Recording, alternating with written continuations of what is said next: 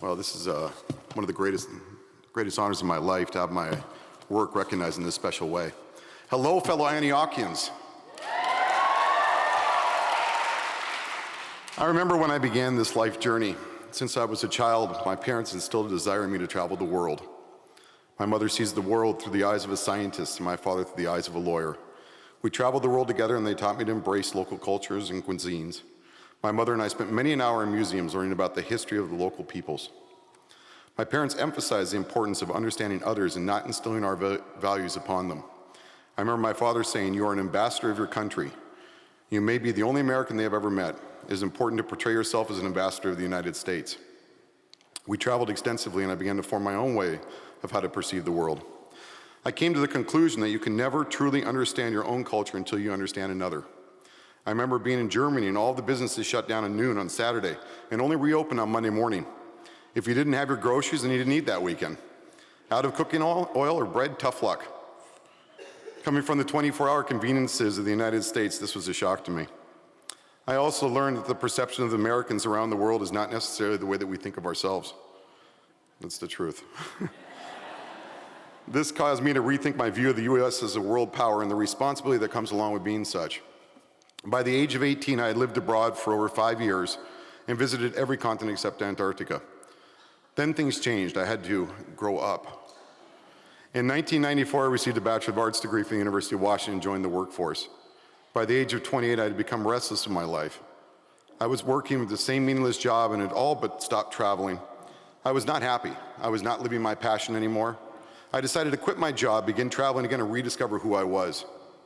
During these travels, I reinvented myself. I decided to pursue the profession I had always loved, psychology. I had been exposed to psychology during my undergraduate studies. The mind and how it works had always fascinated me. So I began reading as much as I could: Freud, Jung, Rogers, Ellis. By 2000, I had read most of the works by the famous psychologists and psychiatrists. I was ready for a career in psychology. And all I needed was a piece of paper stating the same. I didn't want to invest the time in a PhD, but wanted to learn as much as possible about psychology. I had heard about Antioch's master's degree program in psychology. At Antioch, I had the opportunity to study mental health counseling, art therapy, or marriage and family therapy. Better yet, Antioch offered the option of a dual concentration. Antioch was the choice for me. I entered Antioch in 2002 and chose to pursue a master's degree in psychology, as Cassandra's already mentioned. Like many of you, my life changed forever. Antioch forced me to leave my comfort zone of books and theories and focus on myself, my life, and my issues. I remember repeated meetings with my advisor, Paul David. We discussed my progress and my inherent resistance to thinking outside of academia. I learned to be a healthy therapist when one has to be healthy. This is a novel concept to me at that time. I do not believe other institutions take this personal piece of the equation, such as a predominant part, and make it such a predominant part of their psychology programs. I am very thankful to Antioch and especially to Paul David for opening my eyes. Yeah, exactly. Thank you, Paul. But my eyes have been opened in other ways. Now that I found my calling, psychology, I was still missing the location of where I was going to do this new profession. I had become restless with my life in Seattle and desired to live abroad. The question was where? I visited over 100 countries, but still had not found a place I could call home. During my 2003 winter break, I visited Brazil, and 1 hour after disembarking the plane, my decision was made for me: Brazil. I found that Brazilians and I share similar values. They wear their hearts in their sleeves and have a passion for life I did not find in other cultures. They don't live to work, they work to live. You can stop a stranger on the street and he or she will actually stop and talk to you. This is a novel concept to me also. People smile and are happy. A culture based on a passion for music, dance, food, family, and friendships. What better place is there in the world? I returned to Seattle relieved and ecstatic that I had finally found a place to call home. Some of my friends thought that I was crazy to move to Brazil. It's too violent. Aren't you scared to live there? But the beauty of the culture and the people of Brazil far outweighed any negatives. My mind was made up. I was going to move to Brazil. I began traveling back and forth between the United States and Brazil during my Antioch school breaks. I would spend 2 months in the US and 1 month in Brazil. My desire was to learn Portuguese and grasp Brazilian culture as quickly as possible. I continued visiting other countries. However, my focus remained on Brazil.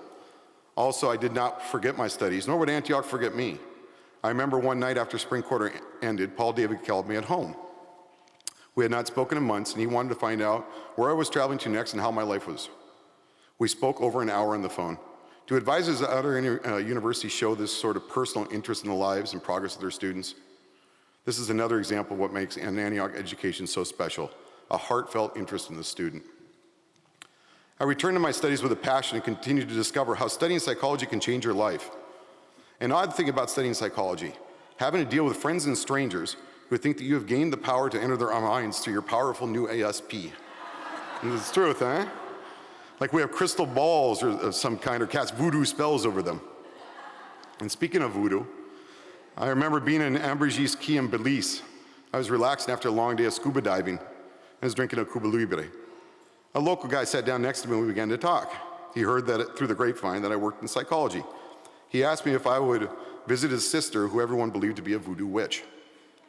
The town women believed that she cast spells over their men and stole them away. Many people in Ambergris had placed protective wards over the threshold of their homes, attempting to keep out the voodoo witch. The brother invited me into their house. When we arrived, the first thing that she did was threaten to cast a spell over me. After gaining her confidence, she told me of a visit to the psychiatric ward in the state hospital in Belize City. There, she had been diagnosed with schizophrenia and prescribed medications. She decided to stop taking her meds as they interfered with her voodoo witching. She showed me her empty medication bottle. Thorazine. I volunteered 2 years in psychiatric wards in Harvard V Medical Center and remembered some of the patients who took this drug. They were doing what's known as the Thorazine shuffle, drooling from their mouths, shuffling their feet, and walking like zombies. We talked about the side effects of the drug, and she admitted another reason that she had gone up for meds was due to the side effects, to these side effects. We spoke well into the night, during which I never disputed her claim of being a voodoo witch, but instead focused on the sad reality of her situation. Finally, I asked her if she liked her life the way it was, or if she would prefer a different one. She did not like casting spells over people, she said, nor did she enjoy her promiscuous behavior. I asked her if she had had these problems when she was on her meds, and she said no. By the end of the conversation, she had agreed to return to Belize City, check into the hospital, and request different medication. Then she cast a good luck spell over me. Yeah. The next day, she returned to the hospital in Belize City, and I returned to my diving, and believe it or not, I saw a whale shark. So it appears that her spell worked overall. But I digress. Also, why at Antioch I created the Morris multicultural theory. I shared this in Angie Hoffbar's class. This is a theory based on my life philosophy. You can never truly understand your own culture until you understand another. So how can you understand yourself unless you understand how you fit into your own culture? I believe that if abused children are exposed to different cultural backgrounds and cultural experiences, that this has the healing effect to help them understand who they are in this confusing world. I put my theory to work during my internship at Southeast Youth and Family Services in Columbia City here in Seattle. The results were astonishing. The children reversed their lives. They went from participating in gangs to participating in sports in school. And I enjoyed my time at Southeast. However, I longed to return to my home, Brazil. And now that Brazil had given me a place to live, I felt that I needed to give something back to Brazil, or as Horace Mann would say, I would be ashamed to die until I'd won some victory for humanity. Visiting Rio de Janeiro, I had seen the rampant poverty and drug abuse. I asked around, and there was no adequate public mental health system. Better put, there was none at all. I decided to take the U.S. public mental health model and apply it to Brazil. I founded the Brazilian Children's Charity, which is the U.S. nonprofit agency. And now university students in Brazil can intern at our agency and deliver psychological services to the forgotten children and families of Rio.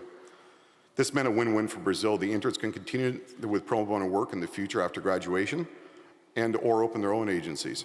And the poor would receive the mental health services that they deserve.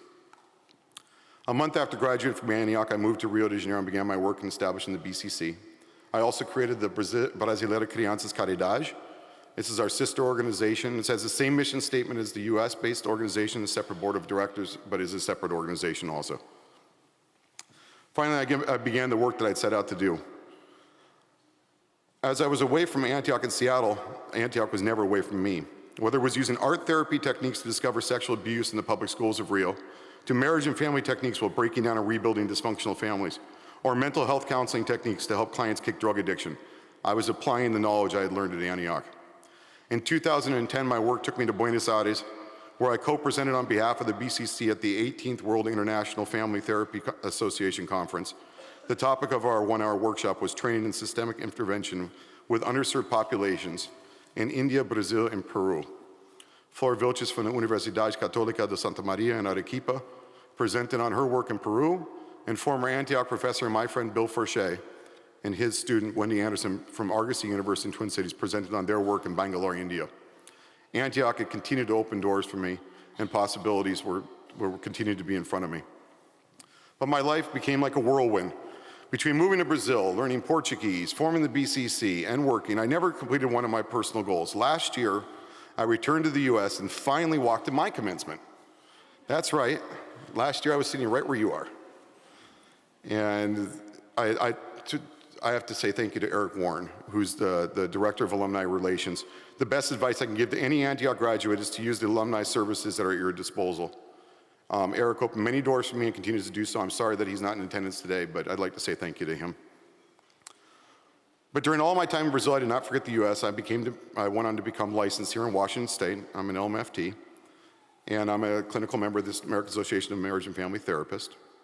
I recently took my supervision course to become a supervisor in Washington State. And one of my long-term goals is to become the first AAMFT supervisor in Brazil. Also, to ease the culture shock from people traveling to Brazil, I've completed my book, The Gringo's Guide to Brazil, which will be published in September. And in 2012, my wife and I are opening Concierge Brazil, which is a company to assist foreigners with acculturation within Brazil. And now to my wife. None of this would have been possible without her. Had she not been working alongside me in the formation and managing the BCC, I would not be standing here today. Much like there is no United States BCC, without our wonderful board members, there is no BCC Brazil without my wife. Ci amo Edilene, ci amo Stephanie. Big thank you to our BCC board members also. And lastly, I'd like to thank my parents, my mother for traveling with me these many years. Thank you, Mama. And my papa for being who he was. In 2000, Antioch University honored Ken McDonald with a similar award, the Horace Mann Award. And he and my father fight the case Baggett versus Bullitt in front of the US Supreme Court and won. And this put an end to state mandated loyalty oaths for university professors and an end to the idiocy of McCarthyism. The justices had affirmed an American conviction that governmental coercion of opinion is a mistake. So to my papa, I say, I have won a victory for humanity and the circle is complete. Today, a new chapter in your lives has begun. A chapter full of new possibility, new hopes, and new dreams. Now it is up to you as Antiochians to change the world. Be ashamed to die until you have won some victory for humanity. Thank you so much.